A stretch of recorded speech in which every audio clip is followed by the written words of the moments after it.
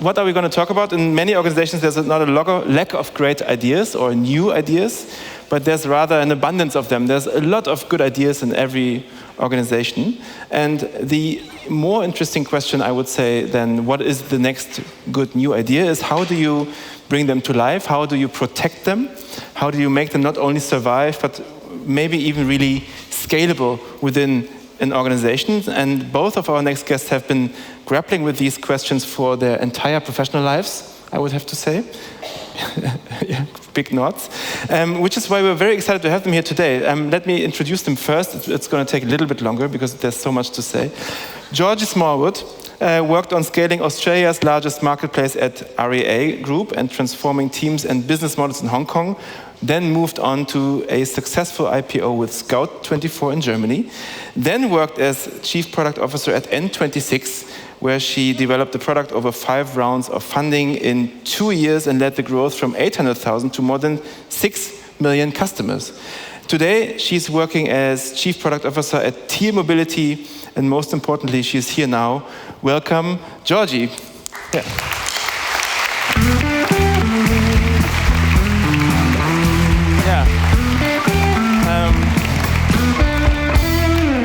And Katharina is the creative director and member of the executive team at the innovation and design agency Edenspiekermann. Anyone who has ever done anything with design knows them very, very well and for very good reasons. And she develops digital strategies, products, and experiences for a broad range of organizations there. And previously, she was, among other things, strategic design lead at BCG Digital Ventures and part of the future research and trend transfer team at Volkswagen. So a lot of experience when it comes to the difficult art of executing ideas as well. Welcome, Katharina.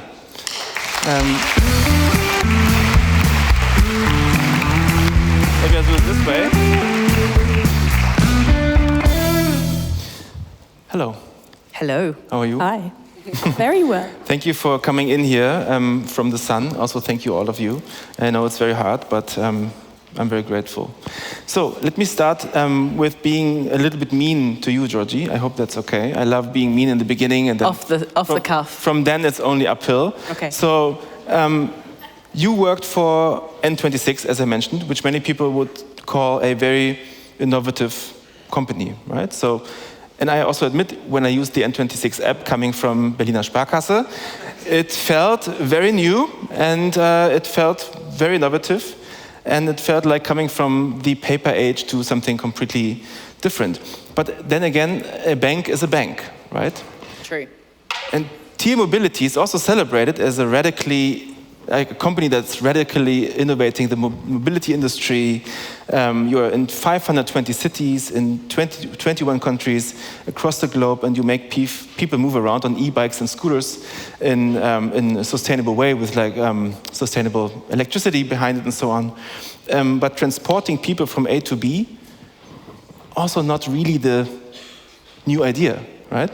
So here's my first question. Is an innovation always something new, or is it more something old, just done a little bit better? Yeah.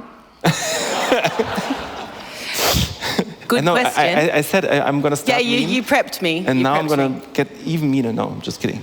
So I have an interesting career in that I haven't specialized in an industry. I've worked in advertising, I've worked in finance, transport. And what I do gravitate towards, though, are products that are changing the way that consumers are going to do something, right? Mm-hmm. The reality is that there's not that many new things to do in the world, right? And if you're constantly looking for the new thing, I mean, think about stories, right? They say there's actually only 5 or 6 stories in the world, right? And every book that you read, every narrative, every movie, everything comes off those basic stories. Ideas are kind of the same thing, right? It's like there's a lot of ways that you can come up with something new. It's very rare that you come up with something that is actually never been done before. Mm-hmm. And there are people that do it, and hats off to them. But they are the 0.02% of the ideas that come out. And I think one of the things about the tech industry as well is that we get caught up in this idea of innovation and how it has to be new and shiny, and when really true innovation is something that is sustainable and changes the way that people do things, ideally for the better, right? It can also be the opposite. Thanks, Meta. But to answer your question specifically, I think that better innovation is making things better. Yeah. Mm-hmm. Katharina, what makes an innovation a real innovation for you? What would you say is a really innovative or very good new idea? Because you're in the very good new idea business. If it solves a real problem and people will actually use it. Because also building on to what Georgie just said, I think one of the first hard lessons I had to learn in design school was every idea has existed before you came up with it. Bummer, first semester. But there's really the magic in like knowing the craft and looking at not only the user that you're designing for and the problem that you're solving, but also how do you embed it into the context where it's going to come to life and evolve over time, and not really like sticking to your one idea and forcing it, but really, yeah, going with the flow and also transitioning with your product. I mean, lots of the things that we've heard this morning are about change and transition, and I think that great innovations, they already have this integrated from the get-go, that you know that it's going to evolve over time. Mm-hmm. And you mentioned that craft is really at the core of coming up with something innovative or something good that's new. Where do you start? So do you need a spark to start this journey of craftsmanship, or is it, I don't know, something completely different? So how do you start the process of finding a good new idea? Because I think many in this room are trying to do that every day. So they try to come up with a new, I don't know, recruiting process. They try to come up with a new way of thinking about communication. They try to build new products. But what is at the very beginning of this process, and what's important about that? Maybe to honor the title of our panel, Design Thinking is Dead, may Design Doing live. I think that it's really about like being a great observer and listener and having the craft and understanding where's the tension that you can solve. And there are tons of ways to find new ideas. To quote Georgie from our conversation earlier, ideas are cheap. There are tons of them, and I'm sure all of you have this experience in whatever context you're working for, but the magic is really in sticking to it and getting to execution and getting the ideas done. Mm-hmm. Yeah, I think, I'm sure everyone in this room can understand when, you know, there's always ideas in the company and everyone's idea is always the best one, right? And, you know, someone in sales knows their customer the best, so they've got this idea, and then someone in customer care has a great idea, and the CEO has a great idea, and there is always going to be an infinite list of things that you can address. Mm-hmm. And one of the things I'm very passionate about is that you need to stick with things. If you don't stick with something, it's always going to fail because you've not iterated on it. And this is one of the things when I come into organizations, I often find the business side of the organization is like the product is never good enough, we're not hitting our numbers because we don't, but they're also giving them a list of things to build. And the product organization is then building feature after feature after feature. They're shipping the MVP, they're then moving to the next thing and then shipping that.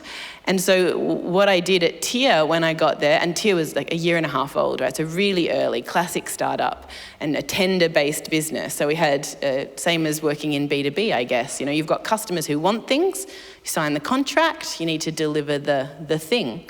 And one of the more controversial things I did at TIA was I completely ring-fenced 5 teams, and I said no one can tell them what to do. And I said, you know, we're not working on features, we will build features, we're working on retention. And this is where I think when you're thinking about the idea and what idea, it's more about what problem are you solving.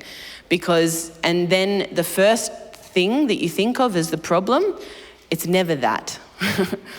So you need to keep asking yourself and drilling down into the problem statement to work out exactly what it is that you're trying to solve and what levers you can pull. And that might result in something that is one of the things that someone in the company has requested. But the request is not the solution. And so I think the best way I think about ideas and how you form them is Albert Einstein said if he had 100 minutes I don't think it was 100 minutes, but 100 minutes to solve the world, he'd spend 99 of them defining the problem and 1 minute implementing the solution. And I think we often do the opposite. So you spend too much time in the solution space before having defined the problem very well. How do you define the problem well? What is a well-defined problem? Well, I was going to add something to what Georgie said, which is invest to test. Because, I mean, we always come in from the outside to collaborate with the client. And this is actually one of the things that we have to fight for and also help our immediate clients to fight for internally. But that's what's sparking your product and the experience that your customers or employees will have at the end of the day. And if you manage to actually integrate it into your product development process, then you can be sure that it's going to evolve over time, but that you're really close to what people are experiencing and learn from them and make sure that it will stick. I would like to ask the audience, because I think one of the interesting things you just said is that there is an abundance of great ideas that have never really seen the light of life. And I would like to see who has had a really great new idea that has never seen the light of life. Be honest. I'm going to share a great idea I once had. I'm going to come back to yours. And then I once invented something because, of course, everybody's socks always disappear in the washing machine. And I thought this is a great and very well-defined problem. And I already knew that there is a customer I want to design for. It was myself.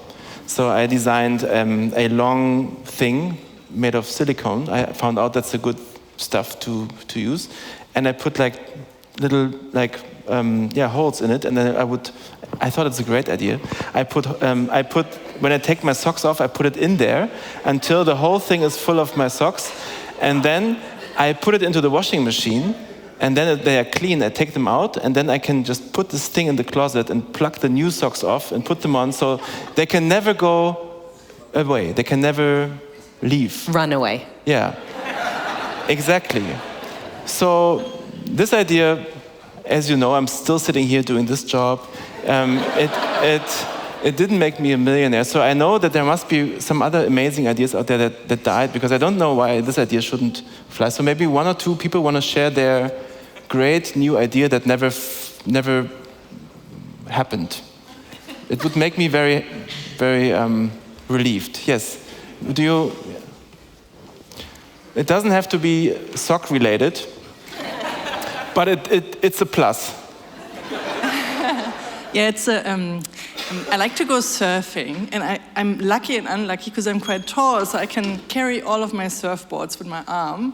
But then there are people that are quite small, and they don't have boards that are so long. But if they have big boards, they can't carry them. So I was thinking of this arm extension for smaller people to just carry those surfboards, because you can also put a hole in it, but then it's not as cool anymore. No one wants those boards, so yeah. Never went through with it, although I have a small friend, and maybe for her birthday I'm gonna design this product for her. Fantastic. Okay. I'm sure these two will volunteer happily to design this product. Who else has a crazy good new idea that never got to see the light of life? It can be an HR process. It doesn't have to be... Or something from controlling. Okay, there were more arms earlier, but they're now too shy to... Okay, one more person. Thank you.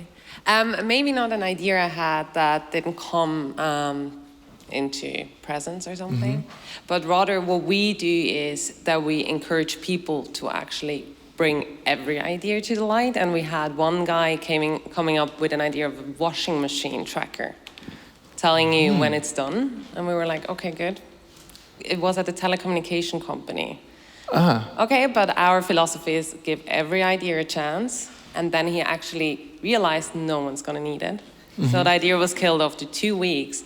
But he used the sensor to come up with a management tool for meeting rooms. So now you can track online if the meeting room is free or not. Okay. So that's why, maybe a bit another perspective on it, of always telling about your ideas and trying them, because you're going to pivot it by learning everything about it. But this is kind of the same logic as drilling down into the problem, right? Yeah. Because Exactly. you often find that a lot of the biggest companies that in technology, there's a company called Basecamp, right? And they write a lot of books, and they're a project management software.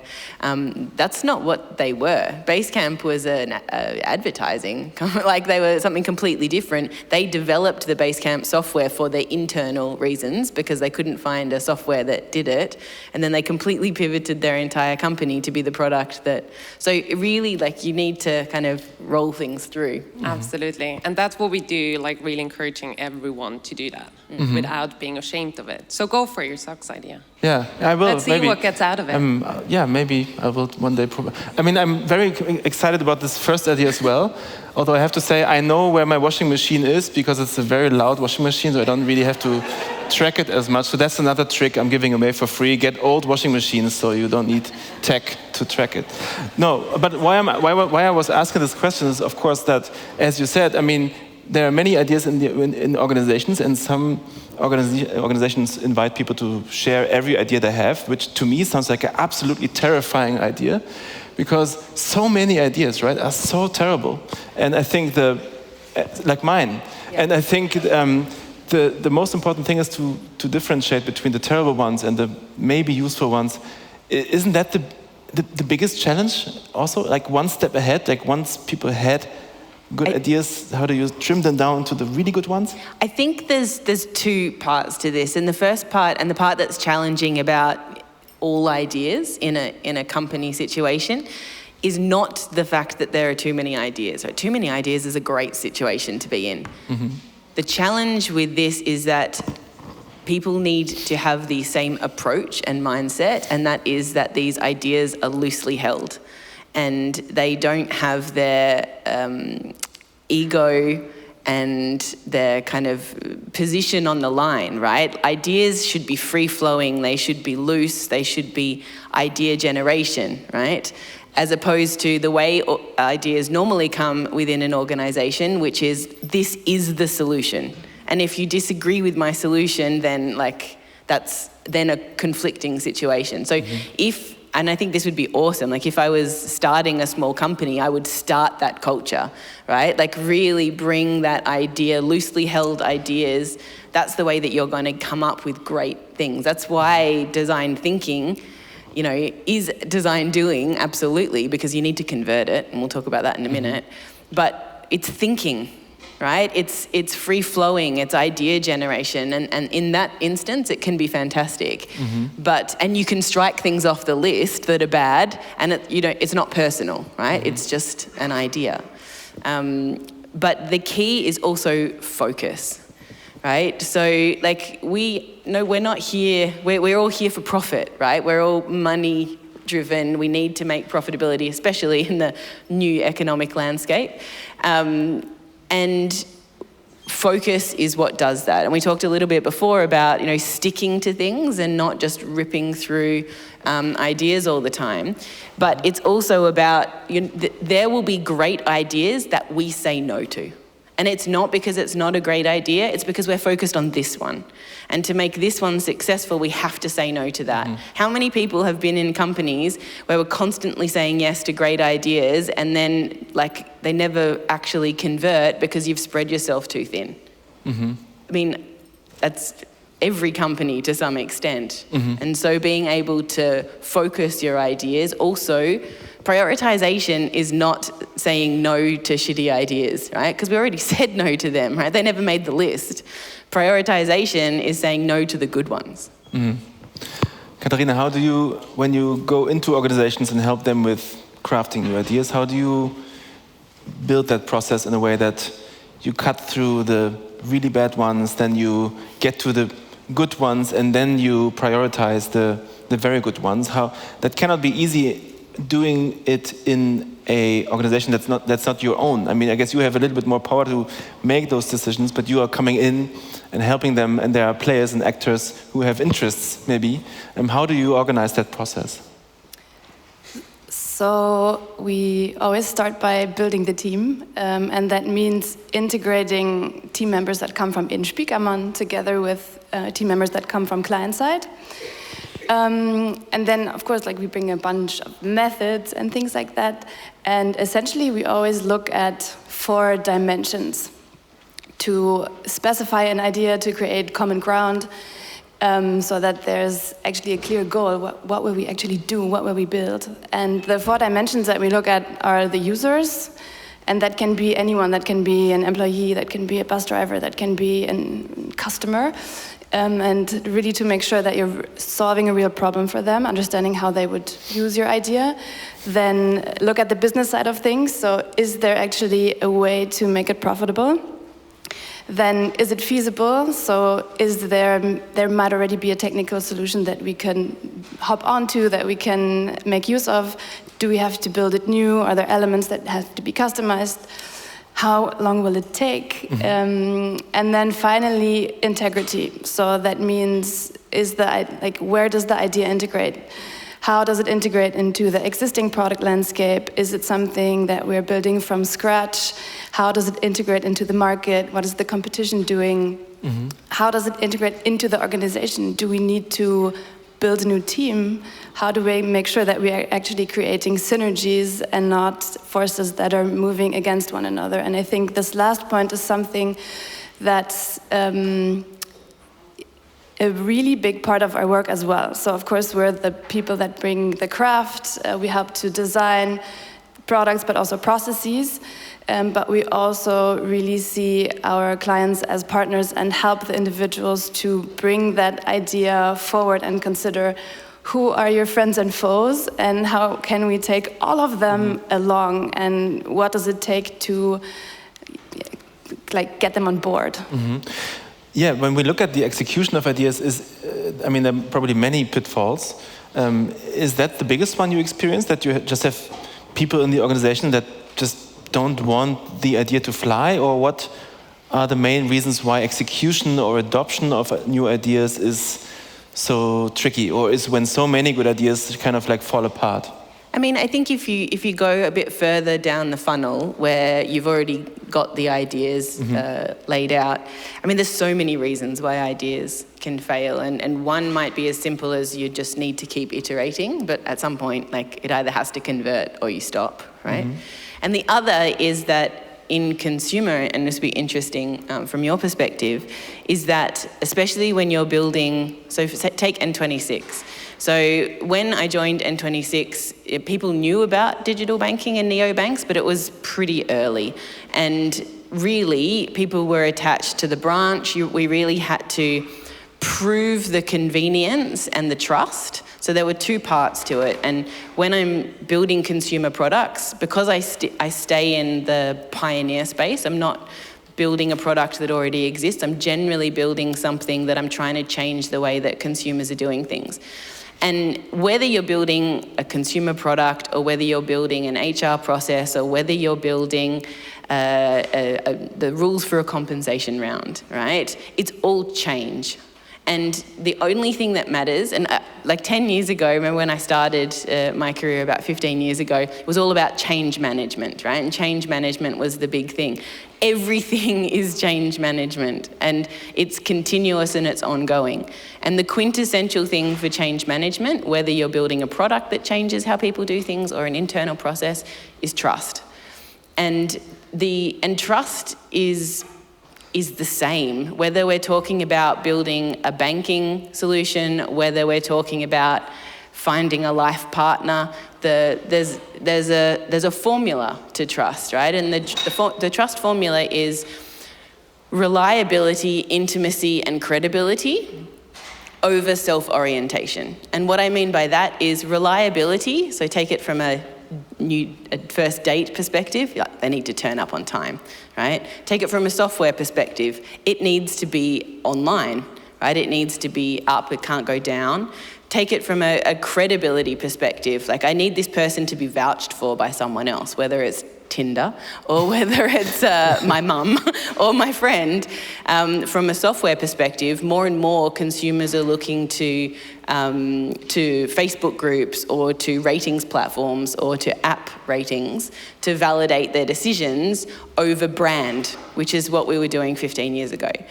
So that's credibility. And then you've got intimacy. Does it feel like you can be yourself with this person or this product or this compensation round, right? So really those three things are critical. And the most important thing for trust, though, is self-orientation. Do I feel like I have decision-making power here? Do I feel like I can navigate this? And when we're talking about user experience and software, we're really talking about self-orientation, right? Mm-hmm. Does it feel intuitive? Does the person feel that they can do the thing that they need to do without feeling constrained or... and from a process perspective, does it feel like it was made for them?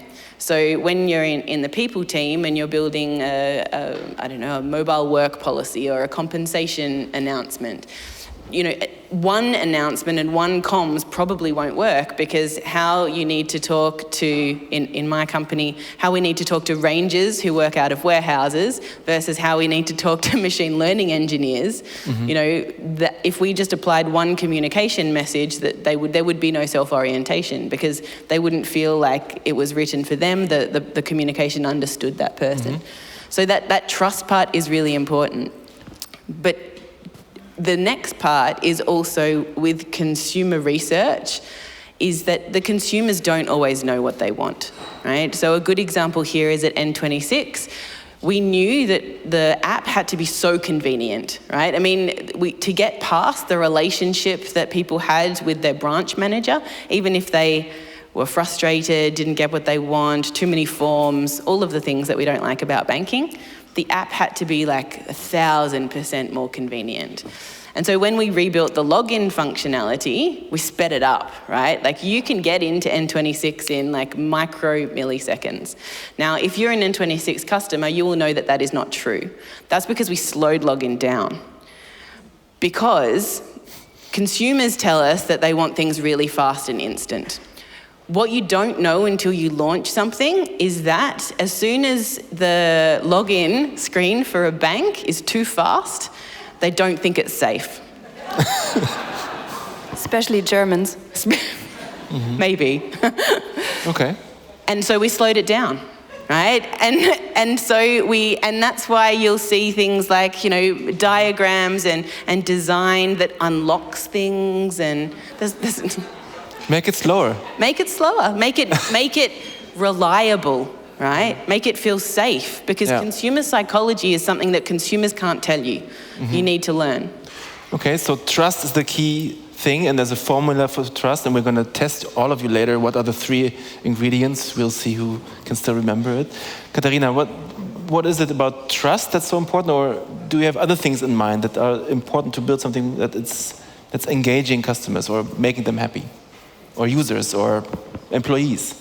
Yeah, I have a story from our project life. So we supported Autoscout last year in building a new platform to enable direct car sales. And we had a great digital product. It was tested, of course.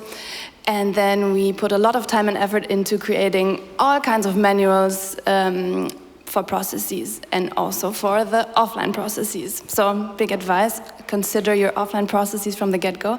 And we did that. And we had all the things. We had like process charts and great documentations and manuals.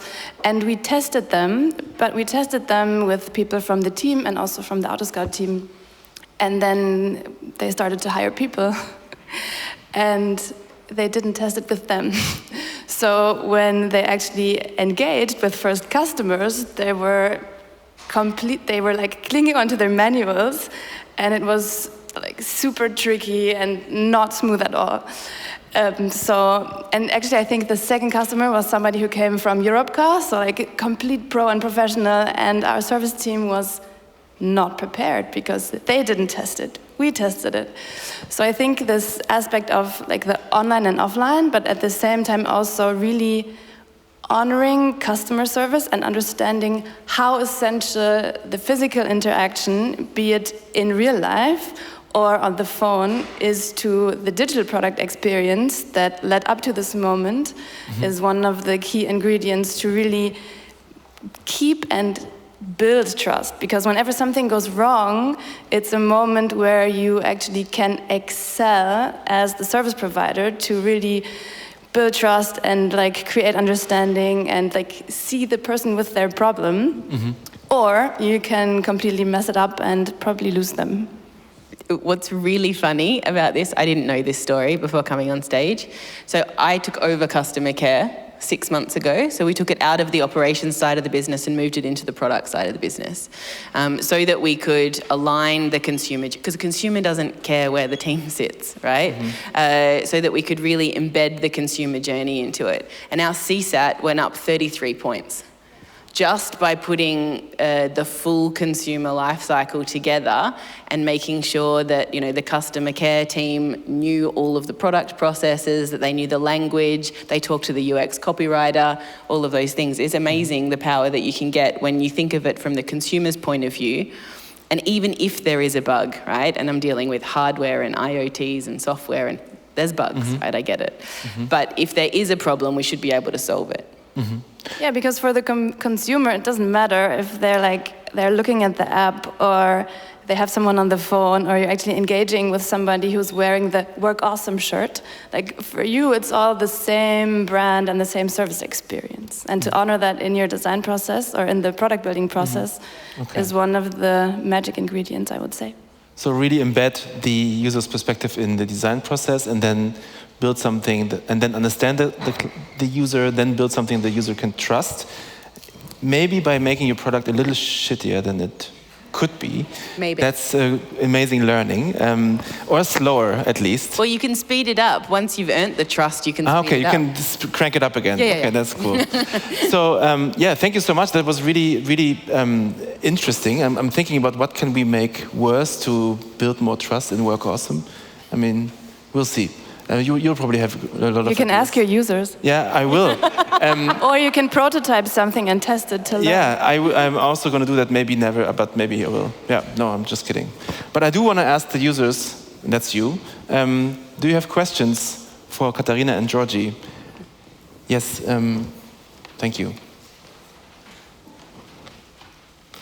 I think there's an argument to make that inventions can somehow be done by one brilliant mind sitting in his room, right? But innovation is some kind of social interaction technically, and because you need people to communicate and to basically build one idea on top of another until, you know, the innovation takes shape. So how does that understanding of maybe design thinking or design doing fit together with all the like current development of remote only and mobile work and hybrid, and which role maybe, you know, does coming together plays to successfully innovate?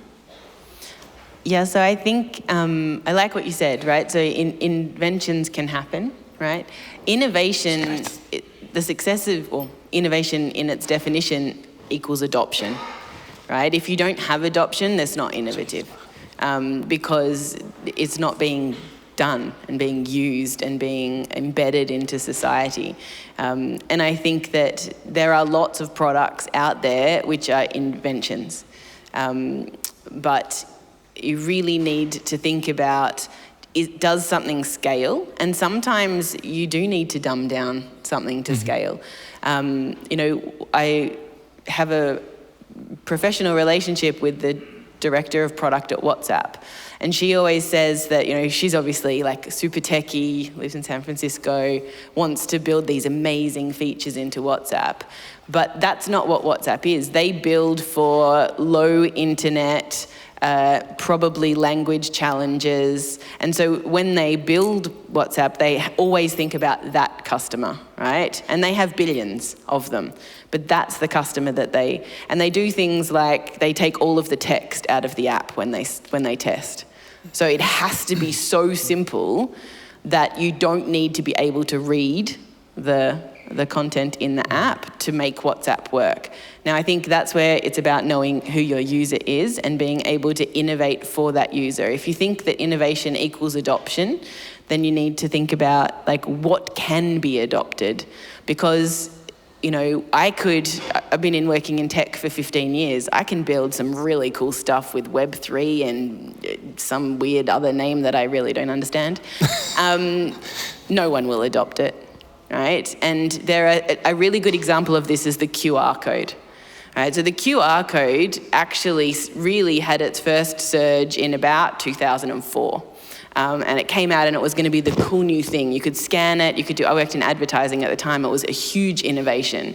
Right? We were trying to sell it to L'Oreal and everyone, like scan the print ad and you can take you to a deal. No one used it, right? No one even understood the idea. No one had a QR code scanner, no one had, and it's taken until 2020, 2022 before it's become something that consumers are willing to adopt. Mm-hmm. So invention versus innovation, I think always think about what can scale versus what's the coolest idea. Katharina, maybe getting to the second part of the question, what does it need to make teams innovate? Do they have to sit in one room, or can they be in a Zoom call and ideate together and come up with some great stuff? I think we already heard a lot of great things this morning about that. So from our experience, also looking at the last 2 years, it's going with the flow on the one hand, and on the other hand, being very conscious in what are you doing and when are the moments when you get together. Because for our work as a design consultancy, we have moments where like generating the ideas or really problem solving together. If you're in the same room, you can sometimes solve something in 5 minutes. Sometimes it takes longer, but if you're in the same room, there's just something that happens in this human interaction that you can never replace in a Zoom call. And then, of course, you have modes of work where it's either you have focus time and you can do your focus time wherever you can focus best. And that can be in the office, that can be at home, and can be on Hawaii. We had that this morning as well. And then you have meeting modes, for example, or you have modes where you have to engage with someone in your client context that's not really part of the team, and to get that person on board.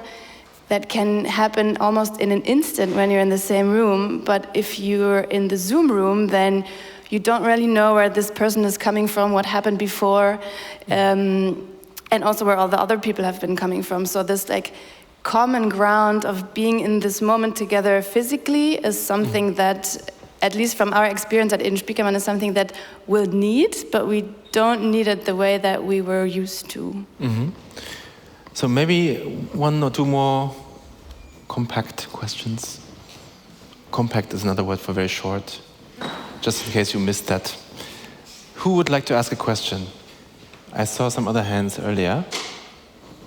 Or is everyone too hungry to do it? It's also fine. I was going to say everybody's on countdown for lunch. That's true. Fine. Oh, there's one last one. Okay, over there, and then, yeah. Can you wave your hand again? That helps. At the back.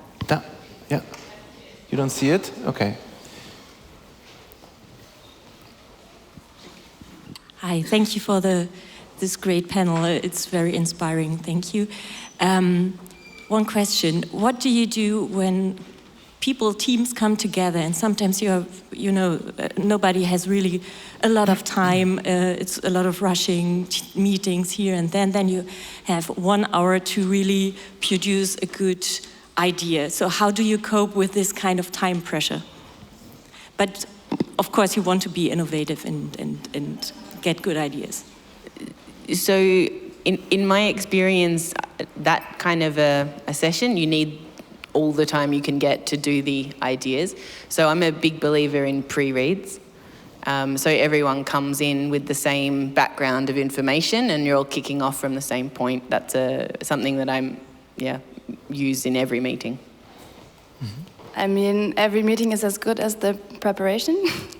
And maybe to build onto that, that's also something that we do in user research, actually. So you have like a dedicated time slot that might be 30 minutes or 60 minutes, and it's quite short to understand who's this person and to actually be able to dig deep and to learn from their experience. And what we do is something that I like to call tiny probes, so to actually give them a homework in advance, and that might be just a set of 3 questions that's all around the context and the behavior that we want to learn from. And just by giving them this homework, it really prepares them mentally because they're already in this space. And so when you're in the interview moment, then it's a lot easier to really dive deeper into the conversation from the get-go.